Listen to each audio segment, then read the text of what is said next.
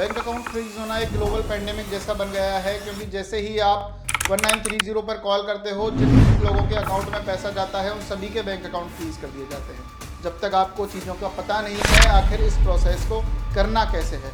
आजकल तो ED CBI भी आने लग गई हैं, लेकिन नॉर्मल केसेस में वहाँ तक नहीं पहुँचा जाता। केरला हाई कोर्ट का जजमेंट, मद्रास हाई कोर्ट का जजमेंट, राजस्थान हाई कोर्ट या फिर दिल्ली हाई कोर्ट के जजमेंट। बैंक अकाउंट फ्रीज होना एक ग्लोबल पैंडेमिक जैसा बन गया है, क्योंकि जैसे ही आप 1930 पर कॉल करते हो, जिन लोगों के अकाउंट में पैसा जाता है उन सभी के बैंक अकाउंट फ्रीज कर दिए जाते हैं। और इस ग्लोबल पैंडेमिक से बचने के लिए ये वीडियो बनाई जा रही है कि बैंक अकाउंट फ्रीज होने पर क्या करना है। बैंक अकाउंट अगर आपका फ्रीज हुआ है तो कुछ चीज़ों का ध्यान रखकर आप अपना बैंक अकाउंट अनफ्रीज करा सकते हो। कठिन प्रक्रिया तब तक है जब तक आपको चीज़ों की नॉलेज नहीं है, जब तक आपको चीज़ों का पता नहीं है आखिर इस प्रोसेस को करना कैसे है। क्योंकि अगर कोई समस्या पैदा हुई है तो उस समस्या का समाधान भी होता है, और हर समस्या का समाधान होता है, बस आपको उस समाधान को जानने की आवश्यकता है। नमस्कार दोस्तों, मैं एडवोकेट आदर्श सिंघल, राजस्थान हाईकोर्ट जज। इस वीडियो में हम बात ये करने वाले हैं कि जैसे ही आपका बैंक अकाउंट फ्रीज होता है, आपके पास मैसेज आता है और बैंक अकाउंट हैज बीन लीन और फ्रीज, तो आपको बैंक से डिटेल कलेक्ट करनी है। बैंक से डिटेल ये कलेक्ट करनी है कि आपको साहब किस जगह से कंप्लेन हुई है, क्या कारण है बैंक अकाउंट फ्रीज होने का। बैंक अकाउंट फ्रीज बैंक की तरफ से भी हो सकता है और साइबर क्राइम की तरफ से भी हो सकता है। आजकल तो ईडी सीबीआई भी आने लग गई हैं, लेकिन नॉर्मल केसेस में वहाँ तक नहीं पहुँचा जाता।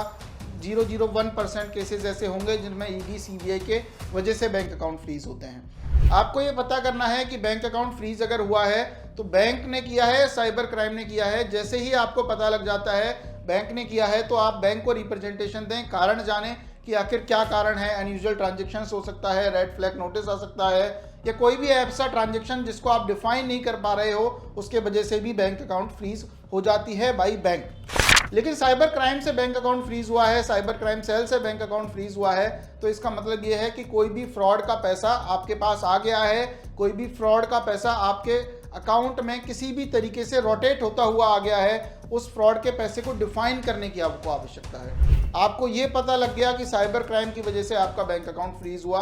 अब आपको ये डिफेंस पेश करना है साइबर क्राइम की एजेंसीज को, साइबर सेल्स को, कि आप अपराधी नहीं हैं।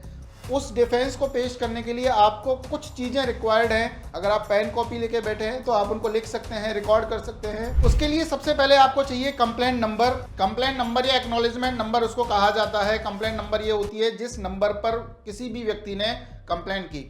उसके बाद चलता है मनी ट्रेल। मनी ट्रेल में आपका बैंक अकाउंट कहीं भी हो सकता है, लेयर 1 से लेकर लेयर 50 तक, 100 तक भी हो सकता है। तो आपको ये पता करना है कि किस व्यक्ति ने कंप्लेंट की, किस पुलिस स्टेशन में कंप्लेंट की, उस पुलिस स्टेशन की मेल आईडी और कॉन्टैक्ट नंबर क्या है, what is the disputed amount और ट्रांजेक्शन अमाउंट, कि आखिर कौन सा ऐसा ट्रांजेक्शन था जिसकी वजह से आपका बैंक अकाउंट फ्रीज हो गया। जैसे ही आप ये डिटेल कलेक्ट कर लेते हैं, उसके बाद बात आती है उन लोगों को बताना, यानी इन्वेस्टिगेशन एजेंसीज को बताना कि साहब हम अपराधी नहीं हैं। अगर आपका गेमिंग की वजह से, ट्रेडिंग की वजह से, कोई शॉपकीपर है, किसी व्यक्ति ने ट्रांसफ़र किया पैसा आपके अकाउंट में, तो उन लोगों को ये बताना कि आपने किसी भी तरीके का अपराध नहीं किया और इस वजह से हमारे पास फंड आया। अगर आपके पास बिल है तो आप बिल भी दे सकते हैं, नहीं है तो आप ऑरली भी बता सकते हैं, एक पेपर में लिख कर दे सकते हैं, एक एफिडेविट दे सकते हैं। इस चीज़ को देने के लिए आपको रिप्रेजेंटेशन देना होता है। रिप्रेजेंटेशन का मतलब एक एप्लीकेशन होती है।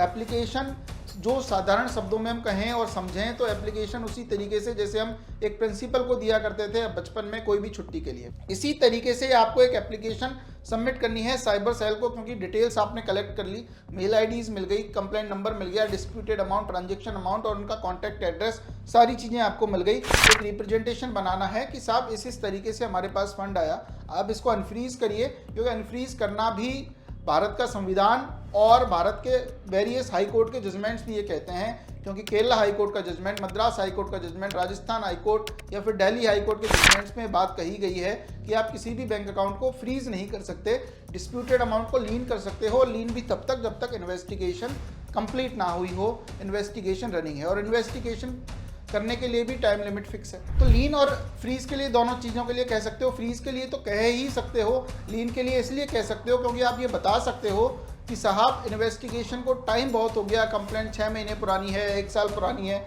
अब आप इस लीन को हटाइए। रिप्रेजेंटेशन के लिए सबसे बड़ी दिक्कत आपको ये आ सकती है कि रिप्रेजेंटेशन कैसे लिखें, किस लैंग्वेज में लिखें, क्योंकि हो सकता है आप किसी फील्ड को बहुत अच्छे से जानते हो लेकिन रिप्रेजेंटेशन लिखने में बहुत परेशानी आपको आए, तो इस परेशानी के लिए आप www.advocateothers.com जो स्क्रीन पर हमारी वेबसाइट चल रही है उस पर जाकर देख सकते हो और ये समझ सकते हो कि रिप्रेजेंटेशन कैसे भेजना होता है।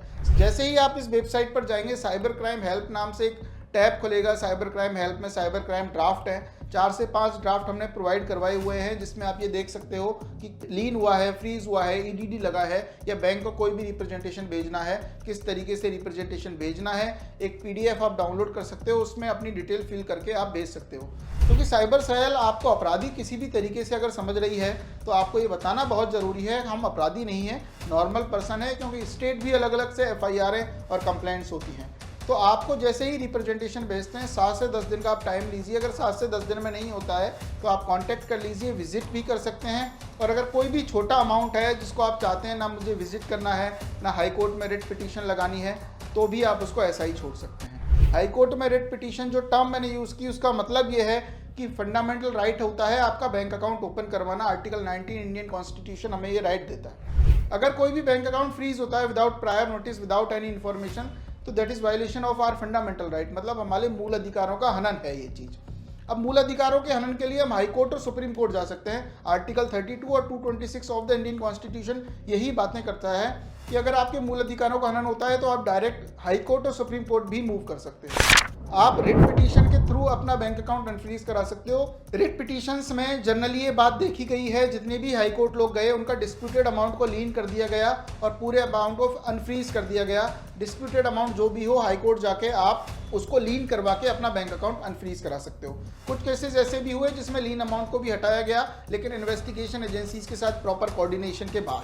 तो अनफ्रीज तो आपका हो ही जाएगा। रही बात लीन अमाउंट को हटवाने की, तो रिप्रेजेंटेशन के बाद आप लीन अमाउंट भी अपना हटवा सकते हो, जो भी इन्वेस्टिगेशन एजेंसीज उस अमाउंट का आपसे प्रूफ मांगे। इस वीडियो में हमने ये सीखा कि किस तरीके से बैंक अकाउंट फ्रीज होते हैं और किस तरीके से उसको अनफ्रीज करवाना है। अनफ्रीज कराने के लिए बहुत सारे तरीके हमने डिस्कस किए। इसके साथ साथ हम आपसे उम्मीद ये करते हैं कि इस वीडियो को जितना शेयर करेंगे और प्यार हमें देंगे, हम मोटिवेट होंगे और हमें ये बताएं कि आखिर किन किन टॉपिक्स पर हम वीडियोस बनाएं, क्योंकि आपके सजेशंस ही हमें वीडियोस के लिए आइडियाज़ भी प्रोवाइड